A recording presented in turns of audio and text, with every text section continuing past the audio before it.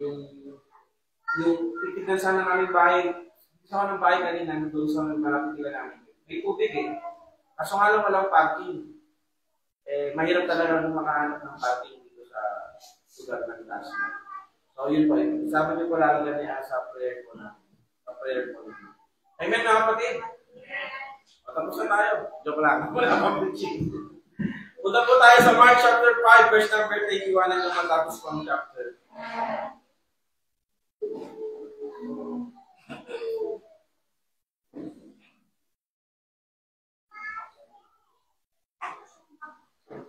Mark chapter 5, verse number 21 hanggang verse number 40. Nakita na po si Amen? Kung ano sabi ng salita ng Diyos. Ako lang po magbasa, sundan niyo po sa inyong mga mata. And when Jesus was passed over again by ship unto the other side, much people gathered unto him, and he was nigh unto the sea. And behold, there cometh one ruler of the synagogue, Jairus by name. And when he saw him, he fell at his feet, and besought him greatly, saying, My little daughter lieth at the point of death. I pray thee, come and lay thy hands on her, that she may be healed, and she shall live. And Jesus went with him, and much people followed him and thronged him. And a certain woman which had an issue of blood 12 years, and had suffered many things of many physicians, and had spent all that she had, and was nothing better, but rather grew worse. When she had heard that Jesus came into the press behind, and touched his garment, for she said, If I may touch but his clothes, I shall be whole. And straightway the fountain of her blood was dried up, and she felt in her body that she was healed of the plague. And Jesus immediately knowing in himself the virtue had gone out of him, and turning about in the press, and said, Who touched my clothes? And his disciples said unto him, Thou seest the multitude indeed. Who sayest thou who touched me? And he looked round about to see her that had done this thing. But the woman, fearing and trembling, knowing what was done in her, came and fell down before him and told him all the truth. And he said unto her, Daughter, thy faith hath made thee whole. Go in peace, and be whole of thy faith.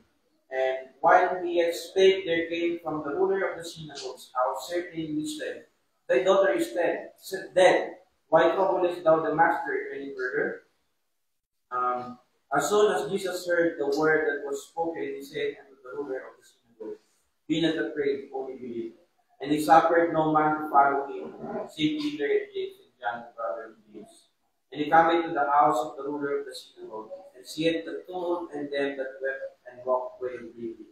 And when he was coming, he said unto them, Why make ye this ado? And weep, the damsel is not dead, but sleepeth.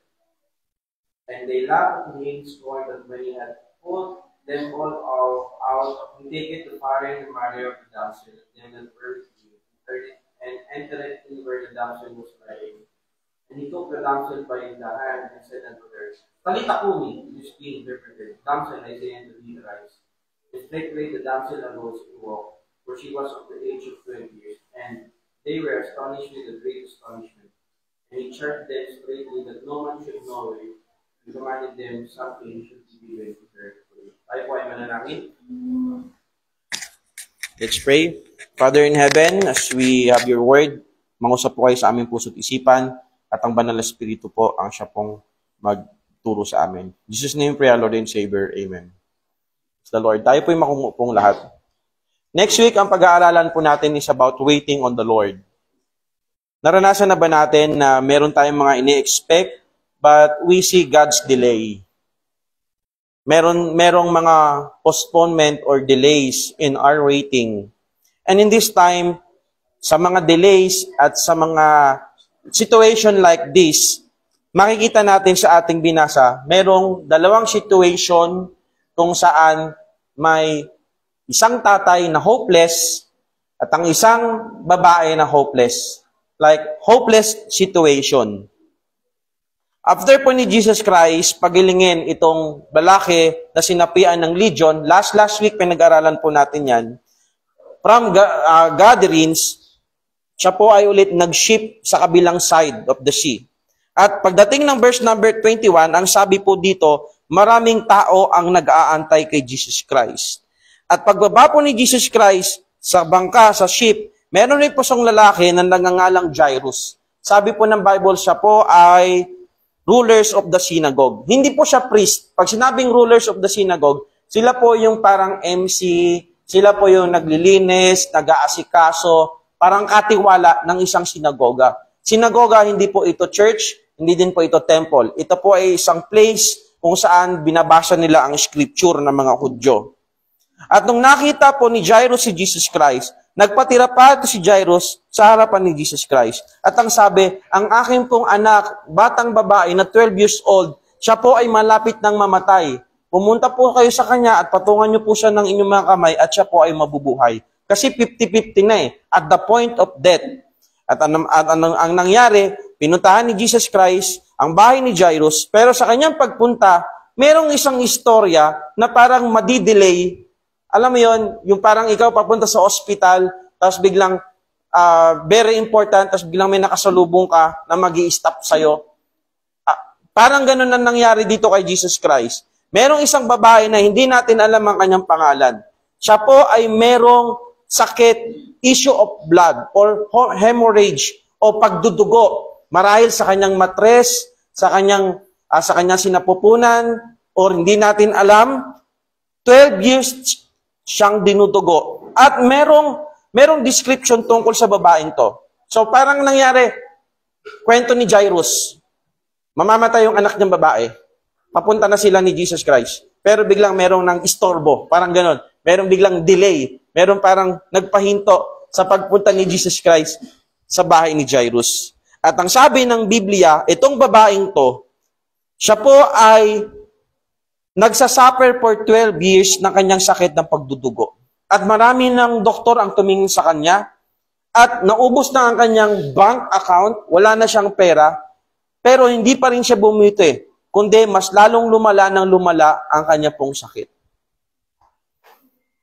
Ngunit nung narinig niya na si Jesus Christ nandun sa kanilang town, nasa kanilang lugar, ang sabi niya, malapitan ko siya o mahawakan ko lang ang laylayan ng kanyang kasuotan, ako ay gagaling. Kaya naman, pinuntahan niya ang Panginoon, and then, hinawakan niya si Jesus Christ. At ang sabi ng Biblia, si Kristo, nalaman niya na mayroong virtue or power ang lumabas sa kanyang katawan. At sinabi niya, sino ang humawak ng aking damit? Sino ang humawak ng aking laylayan? At ang sabi ng mga apostol, parang ng mga disipulo, parang kung ipaparaphrase natin, okay ka lang, Lord. Alam mo, ang dami-daming tao, tapos sasabihin mo, sino humawak ng damit mo. And he looked around, sabi ng verse number 32, at nakita niya yung babaeng gumawa sa kanya. And look at verse number 33. But the woman, fearing and trembling, siya po ay takot na takot. Siya po ay trembling, nanginginig. Bakit kaya? Kasi ganito yan. Kapag ikaw ay merong issue sa dugo, kapag ikaw ay ang dugo pa nung lumalabas sa maselang bahagi ng babae, ito po ay madumi. Alam naman po natin yan. Kaya nga, ang sabi ng Bible, ang ating mga kasalanan ay parang basahan. Yung basahan na tinutukoy doon, yun yung basahan na yung pasador, yung tela na nilalagay sa mga babae kapag sila ay merong period. Ngayon, sa Old Testament, kapag ikaw ay merong period, kailangan mong i-isolate. At kapag hindi lang period, kapag ikaw ay may mga ganong sakit na pagdudugo, kailangan hindi ka hahawak ng sino mang tao, hindi ka pupunta sa maraming tao, hindi ka makakahaliguilo sa mga taong to. Kaya ang babaeng to, ang sabi ng Bible, takot na takot at nanginginig. At alam niya kung ano yung ginawa niya kay Jesus Christ. At kaya, marahil, kaya siya takot na takot. But, anong ginawa ng babaeng to? Siya po ay nagpatira pa sa harapan ni Kristo and told him all the truth. At sinabi sa kanya lahat ng katotohanan. Marahil, hindi na binigay dito. Marahil sinabi ng babae, Panginoon, 12 years na po akong ganito.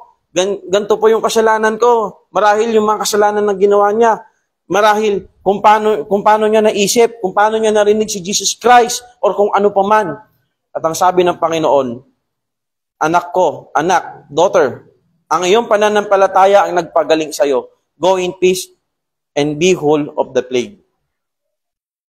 And then, habang sinasabi to ni Jesus Christ, merong isang kaibigan, si Jairus, na nagsabi sa kanya, bakit mo pa ginagambala si Master? Bakit mo pa ginagambala si Sensei? But pag ginagambala si Jesus Christ, wag mo na siyang gambalain kasi patay na ang iyong anak. Imagine niyo, dahil sa delay na nangyari, hindi na nakaabot si Jesus Christ doon sa bahay ni Jairus na kung saan nandun yung anak ng babae na 50-50, ngunit hindi niya naabutan. At nung narinig to ni Kristo, sinabi niya, huwag kang matakot. Sinabi niya kay Jairus, Jairus, huwag kang matakot, maniwala ka lang. And he suffered no man to follow him, save Peter. Nung nandun na sila sa bahay, walang sumunod sa kanya, pera lang si Pedro, si James, at saka si John. And he came into the house of the ruler, at ang ginawa niya, ang sabi ng Biblia, and them that wept and wailed greatly. Kasi di ba sa mga Chinese drama, kapag namatay, merong mga nag-hire na para umiyak. Actually, practice din ng mga Hudyo yun. Kahit mahirap ka, kailangan mong mag-rent ng 2 nagfo-float tsaka ng isang babaeng umiiyak. Kahit ikaw na yung pinakamahirap. Custom nila yon. Sa atin hindi ganun eh. Anong meron kapag may patay? Ngayon, uso na sa Tondo, may video ko eh. Pero okay may patay, may video ko. Ganyan ang uso ngayon eh. Pero noon, nag-hire sila. Yung sinasabi ditong, and them that wept and wailed greatly. So yung mga bayaran na nag-wail para doon sa namatay. At nung nakita ni Jesus Christ, sinabi niya, why make ye this ado and weep? Hindi patay ang bata, ngunit natutulog lang. And in verse number 40, nagtawanan sa kanya ang mga tao. Ngunit sinama ni Jesus Christ ang nanay at tatay si Jairus ng batang ito at pumasok sila sa loob ng bahay. Andun ang bata, ang damsel, at kinuha niya ito by his hand. At sinabi niya, Talita Kumi, that is Aramaic word na ang ibig sabihin. Kasi ang language ni Jesus Christ ay Aramaic that time. Bakit? Kasi yun yung language ng mga Babylon sa northern part of Israel. Verse number 42, and straightway, the damsel arose and walked. Siya po ay nabuhay at nakalakad. For she was of the age of 12 years. Nakita nyo, 12 years nang dinudugo yung babae. Tapos sinabi din dito yung parang 12 years old na tong babaeng to. Ibig sabihin, yung pinanganak tong babaeng to na bata, doon na nagsimula yung pandudugo ng babaeng pinagaling ni Kristo sa paghawak sa kanyang laylayan. At lahat ng tao, and they were astonished with a great astonishment, and charged them straightly that no man should know it. Walang makaalam at inutusan ni Jesus Christ na ang bata ay makakain. 2 stories, but same situation. Hopelessness. Now, brother and sister in Christ, ano po ang nais ipakita? Ano po ang mensahe ng Panginoon sa ating lahat? Faith when all seems hopeless. Pananampalataya na parang tila baga, wala ng pag-asa. Pag binalikan natin yung Old Testament, ang ganda na sinabi ng propeta. Sabi niya, kahit hindi naman munga yung fig tree, kahit hindi naman mulaklak ang mga bulaklak, kahit wala ng pagkain, kahit ng ganda leche na nangyari sa buhay ko, still, Lord, I will trust Thee. Now, is it impossible na meron pa rin tayong pananampalataya when all seems hopeless, na tila bagang wala ng pag-asa? Mga kapatid, pwede po tayong manampalataya kahit parang tayong lustay na binugbog na tayo ng mga sitwasyon. Look at the life of this woman. Look at the heart of a father. Naranasan mo na ba? Marahil yung mga tatay, di ba? Yung sobrang discouraged ka na wala kang magawa na nakita yung anak mo, yung baby pa. Naranasan ko yun na si Charity nung baby siya, tapos nagkasakit siya, wala kang magawa, kundi iyak na lang. Look at the heart of this father. Look at the situation of this woman. But please do remember, one thing that we can see here. Mapunta na po tayo sa first point. Andiyan na po tayo, say amen? Hopeless situations remind us of our limitations. And last time, ganito din yung preaching. In those times, nakatulad ng babaeng to, hopeless na siya. Imagine mo yung kanyang sitwasyon. Ang sabi ng Bible, lahat, parang halos lahat na ng doktor napuntahan niya na. Pumunta kay Ka Peter, kay Ka Pedro, pati sa albularyo. Lahat na eh. Lahat na ng doktor. Kahit pa yung, ang tawag doon, mangkukulam. Albularyo, pinuntahan mo na. Kasi hindi na masolusyonan ng medisina. Lahat na ng pamahiin, ginawa mo na. Lahat na ng pera na spend mo na. Pero ang nangyari, palala pa rin ng palala. Parang wala ng pag-asa. At may mga pagkakataon man sa buhay natin na yung sitwasyon natin, sumusuko na tayo. We as corporate body is a church. Minsan, pag tingnan natin ng sarili natin, nagkakasawaan na tayo sa isa't isa, di ba? Diba? Puro na lang si Brian leader. Puro na lang si Brother Ryan. Puro na lang si Brother Bong nag-ooperate. Yun at yun pa rin yung mukha natin. Tanong, meron pang pag-asang lumago ang church na to? Parang wala, ano? Pero kung magkakaroon tayo ng pananampalataya, I do really believe this, na walang imposible sa Panginoon sa mga nananampalataya sa Kanya. We as a church, we have this hopelessness na hindi na tayo mag-grow, na hanggang dito na lang tayo. Sa sarili natin, when insecurity strikes you, ilang taon ka na, Sister Flor? 28? O 28, 29, 30. Andyan na yung mga ka-contemporary mo, nasa Finland na, nasa Europe na, nasa Japan na, o ganyan-ganyan. Parang, wala na.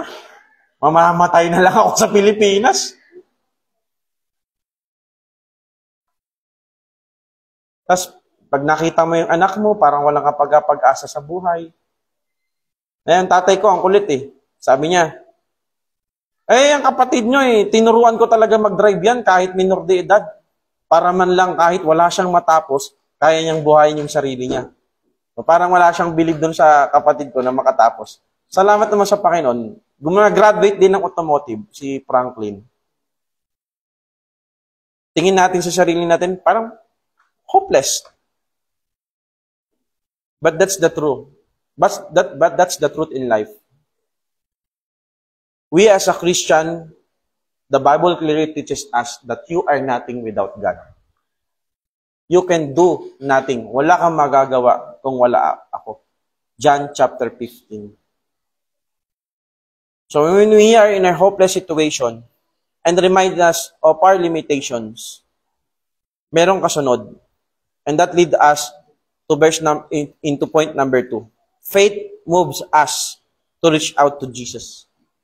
Kapag nakita mo na parang babaeng to, narinig niya siguro kung kaano nagpagaling, narinig niya siguro na sobrang tindi, mandaming marites, yung balita na kahit yung wala ng pag-asang baliw o siraulo na sinapian ng legion, napagaling ng Panginoon, okay na siya. Kasi na-publish sa buong Decapolis. Marahil narinig niya mga ganung bagay. Marahil narinig niya yung withered hand, pinagaling. Marahil narinig niya lahat ng himala na ginawa ni Jesus Christ.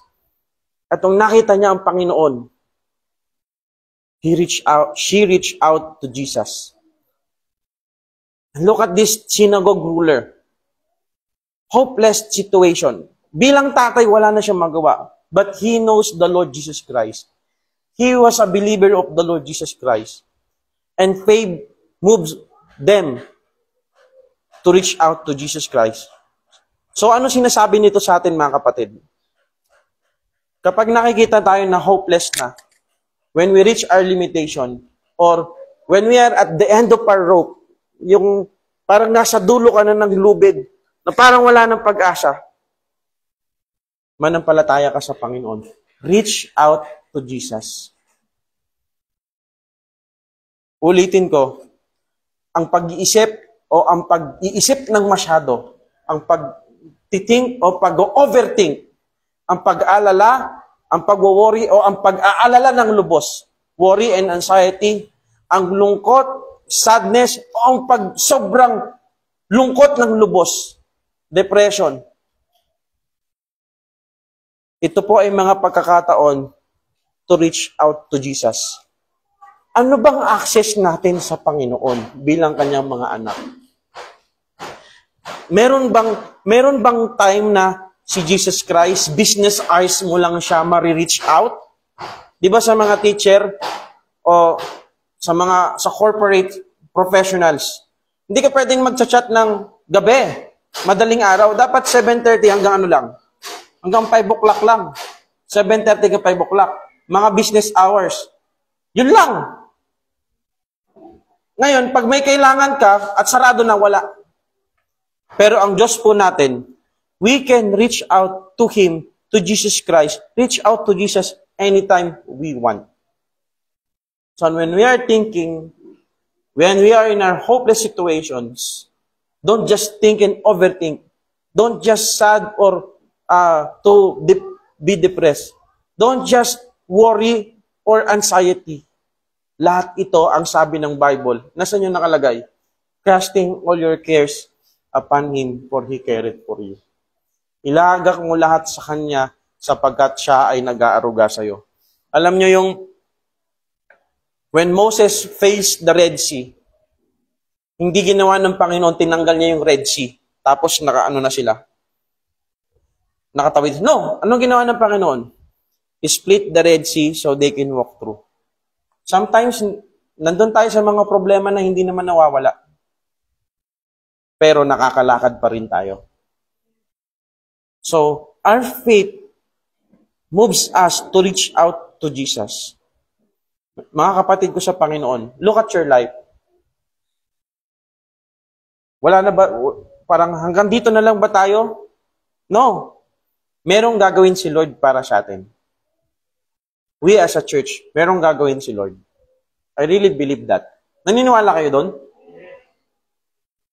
Kailangan natin manampalataya. Huwag sumuko.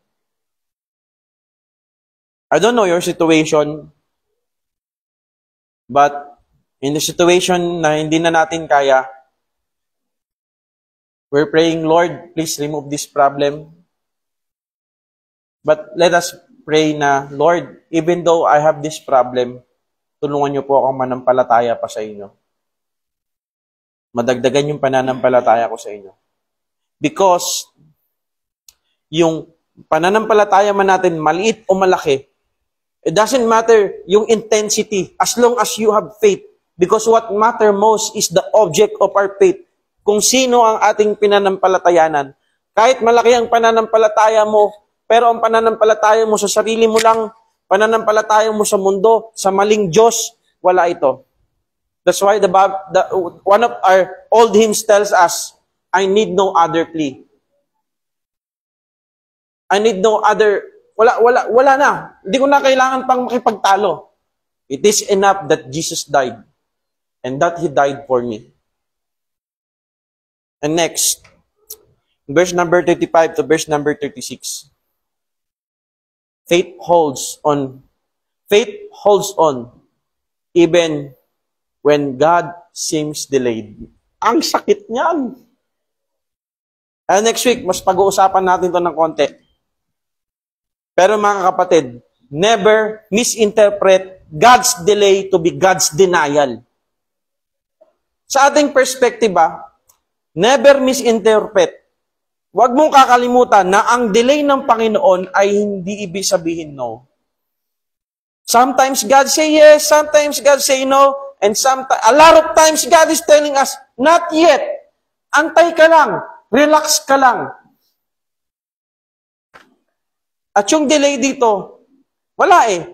Biglang merong story, biglang napigil si Jesus Christ ng woman dahil sa pananampalataya ng babaeng to. Nailagay siya, naisulat siya. Pero pwedeng hindi na siya nasulat eh. Pero pwedeng pagpunta na ni Jairus, ni Jesus Christ, and then pinagaling ni Jesus Christ, and then that's okay. But there's some delay. At yung delay na yon ang naging dahilan kung bakit namatay itong batang babae na 12 years old. But again, it doesn't mean it is the God's delay. It means God's denial. Manampalataya tayo na kahit delayed yung mga ipinagpe-pray natin, faith that situation will produce patience. Tayo ay merong a long suffering. Yung tipong hindi mo minamadali yung mga bagay. God is teaching you what is the meaning of waiting. Yan, kaya ang sarap ka na kantahin next week, sometimes you wait. Minsan, pinag-aantay tayo ng Panginoon. Parang, in our situation, in my situation personally, before I became pastor, now, that title, it's just a title for me. Yes, that's office. But before doing that, I'm doing pastoral work. Diba? Everyday, laging may tao sa bahay. Kasi nga, yung church, tapos bahay namin. Everyday, laging may young people sa bahay. Kinakaunsilan mo. May mag-chat sa'yo, hating gabi. Kuya Jom, ano po bang ganyan? Mga taga-ibang church, ganyan-ganyan. Kahit hindi pilgrim, magre-reach out sa'yo. I really love those things. But merong time sa buhay mo na, Lord, it's okay for me na kahit mag-map ako ng church. Imaginin mo, nagtuturo na ako sa church, teacher na ako sa Bible school, etc., etc. Pero naglilinis pa rin ako ng simbahan, Naimel. Walang nababago. Ganun at ganun pa din. Because I really love doing that because I'm doing it for the Lord. Amen? Now, Lord, parang ang tagal naman. Inggit na inggit ako doon sa aking kaibigan sa first year ko sa Bible school, si Pastor Randy Balmes. Kasi every time na makikita ko yung picture niya, na nagmi-minister na siya, na pastor na siya, na nagmisyon siya, tapos may mga tao na siya, sabi ko, ito yung gusto kong gawin eh. Pero hindi ako makaalis dito sa Brookside. Bale, ito pa yung will ng Panginoon sa akin, gagawin yung best ko. No, brother and sister in Christ, kung saan ka nilalagay ng Panginoon ngayon, maging faithful ka. Kasi kung hindi ka magiging faithful sa kung ano yung pinagkakatiwala sa iyo ngayon ni Lord, hindi niya ipagkakatiwala yung kung ano talaga yung plano niya sa iyo. Amen? So you as a young people, maging tapat ka sa Panginoon. Someday God will bless you. God will honor your hard work. And next week we will talk about this, waiting on the Lord. But His delay doesn't mean no more or denial. For us, magkaroon tayo ng patience. Sino dito nag-iisang anak lang? Bukod kay Kim, sino dito nag-iisang anak lang? Ay, ikaw din pala, no? Sino pa? Isang anak lang kayo. Ano? Uniko, iha, uniko, iho. Tama, no? O hindi nyo naranasan na magkaroon ng kapatid. Isa sa pinaka nakakainis sa mundo, pag bata ka pa, pag immature ka pa, na meron kang kapatid. Sana wala na lang akong kapatid. Lalo na pag nagbibinata, ayan, pag nagbibinata, kaso magkasundo naman si Andre tsaka si no. Pero sa amin kasi magkakapatid, lalaki, babae, babae. Sila lagi magkakampi. Wala akong kakampi. Yung sobrang nakakainis talaga yung kapatid. No? Pero pag naging Christian ka, bibigyan ka talaga ng ng Panginoon ng mga taong matitigas para mabuild yung patience mo. Amen? O yung mga anak natin, unawain natin. Someday, pag naging nanay din sila, marirealize din nila, papahalagahan ka rin nila, mga nanay. No, pag yung anak nyo, nagkaroon na rin ng asawa, marahil, hindi man nila sasabihin sa'yo na, ma, oo nga, tama ka. Pero deep inside, nangyari din sa akin yun, grabe pala, hirap sa akin ng nanay ko. Diba? Pabili ng diaper, bili ng gatas, pag-aalaga, pag nagkakasakit, lahat yan, tiniis ng magulang mo. Kali pala hirap ni Papa, kailangan kumita ng pera. Lahat yan, marirealize mo pag parents ka na. Kaya mga anak, mahalin niyo yung nanay, tatay niyo, kung sino man nag-aalaga sa inyo. O, di ba? Hindi kayo nag-amen? Hindi kasi, kunti lang naman yung people natin. Kaya papadamihin natin yung people natin eh.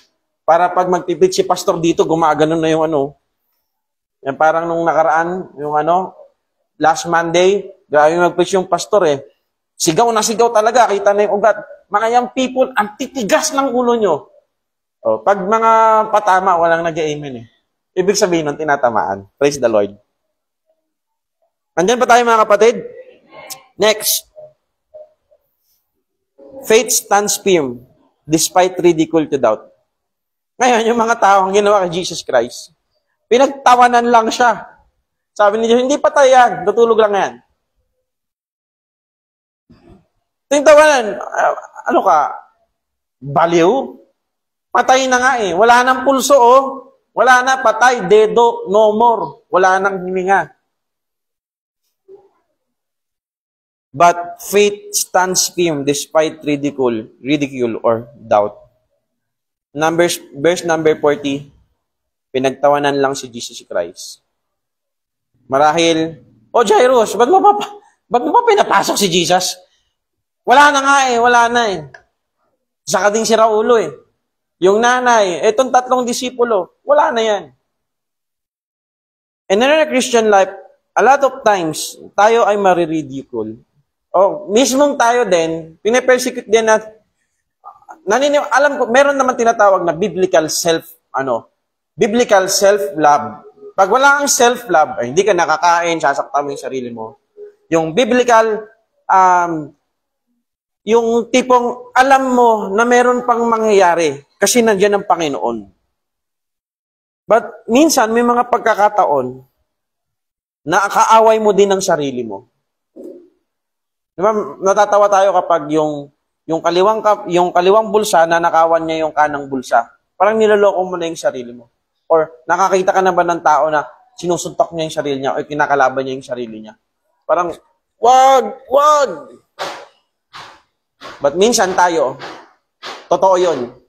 Inwardly, spiritually, in our darkest moment, pag mag-isa ka na lang, ang kaaway mo, sarili mo la din. Yung pag-overthink mo.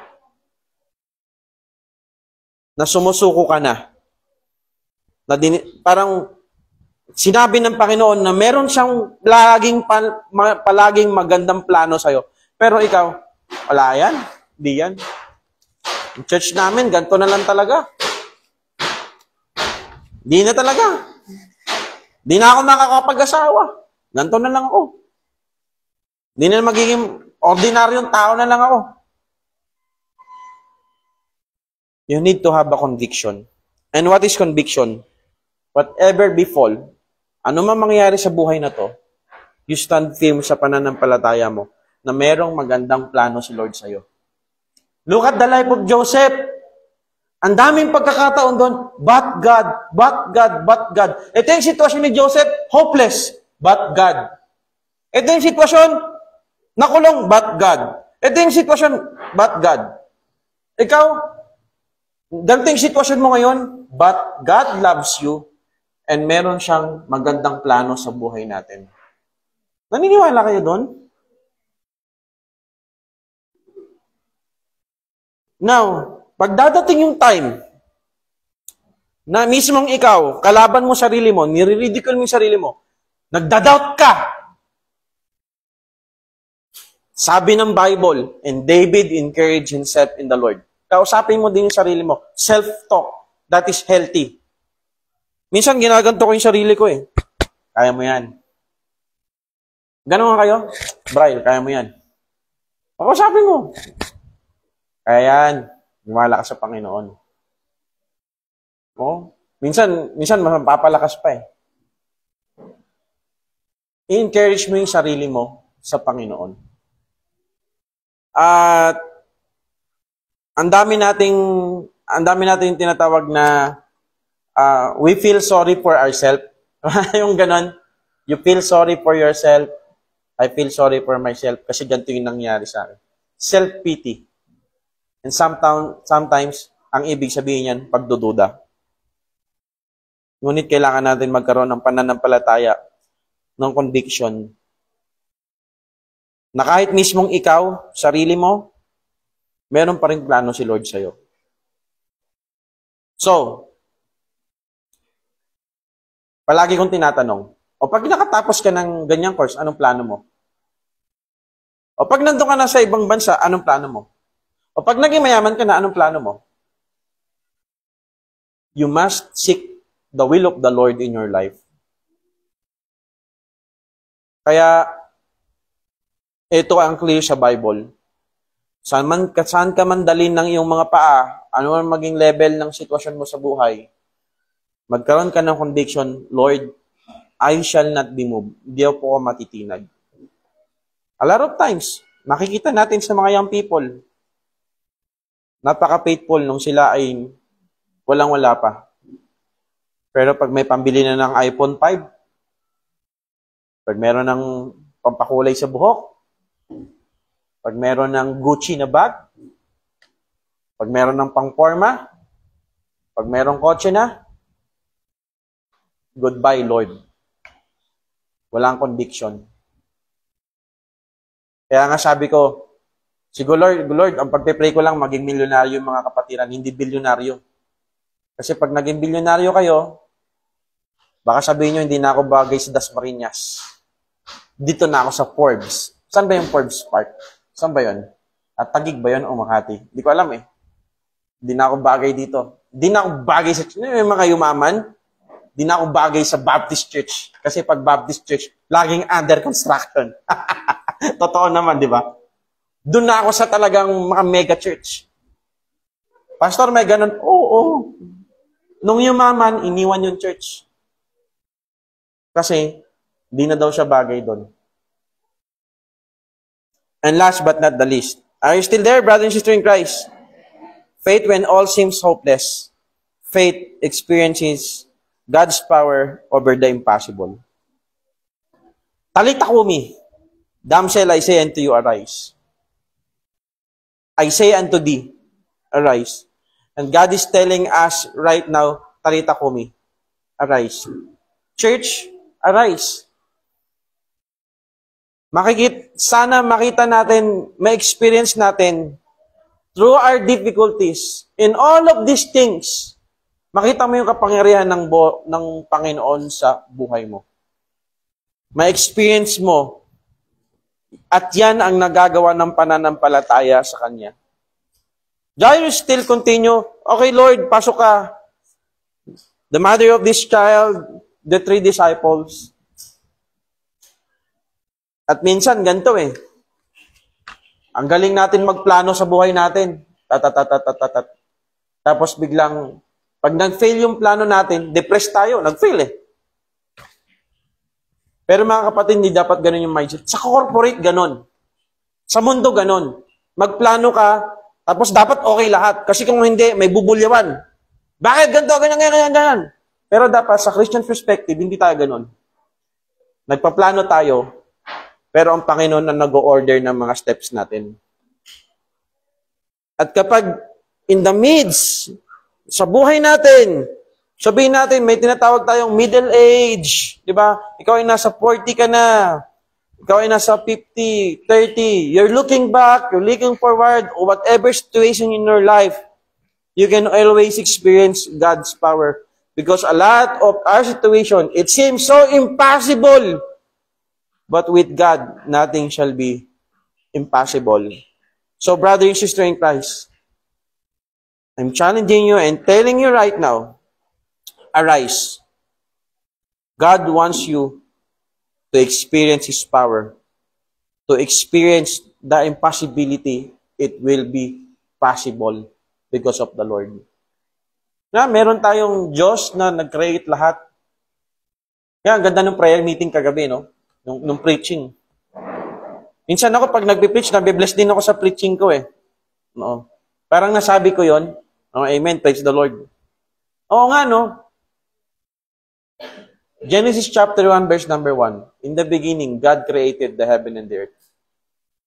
Kapag pinawalaan mo yung first verse ng Biblia, if God can make this big, the vastness of the world, everything, kung lahat yan posible sa Kanya, walang imposible sa Diyos. Paano pa kaya ang sabi sa atin ng Bible, God is so, we are so dearly sa Kanya. Mahal, hindi lang tayo, mahal ng Panginoon. Mahal na mahal tayo ng Panginoon. So you never doubt God's love. Huwag nating pagdudahan ang pag-aaruga, pagmamahal at awa sa atin ng Panginoon. Walang pagkakataon na nawaglit ang pag-ibig niya sa iyo. So, you will experience, if you experience the true love of God, if God save you from your sin, if God save you from the curse of your sin, from the power of sin, then God is preparing something better for us. And even though hindi sa lifetime na to, kasi itong lifetime na to, mamuhay ka ng 30 years na pagpakasasa. Amen, praise the Lord. But even though hindi natin ma-experience sa lifetime na to, someday up there, in our glorified body, when we see Jesus Christ, face to face, ang sabi ng Bible, nothing compared sa lahat ng mga naranasan mo dito sa lupa.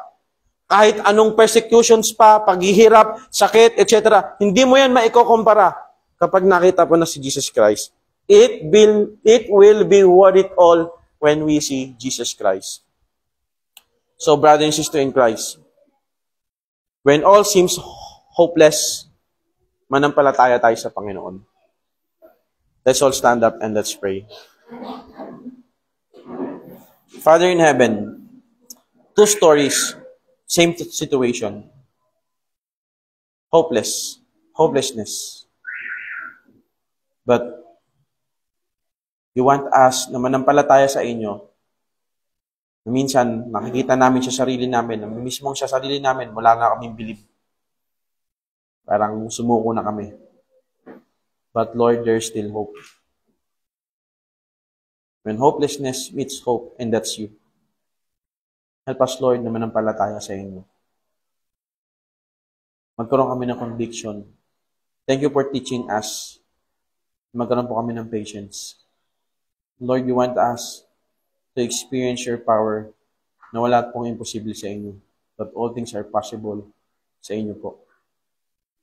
Lord, help us na manampalataya sa inyo when everything seems hopeless. And even though it's not in this lifetime, someday up there, we will see your Son.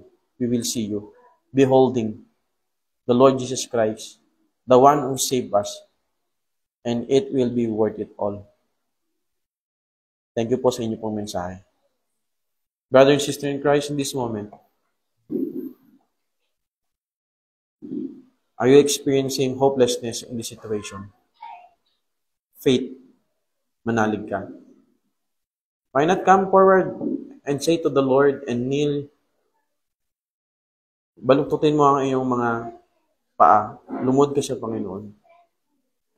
And tell to the Lord, Lord, ako po ay nananampalataya sa inyo. Na a lot of times, ang dami kong insecurities as a Christian, personally. And as a church, na parang ganito na lang tayo. Nais ng Panginoon manampalataya sa Kanya. Kapatid, meron ka bang mga pag-aalinlangan? Lumapit tayo sa Panginoon. And let's have a moment of silence. Bigay natin yun sa Panginoon. Mag-pray tayo.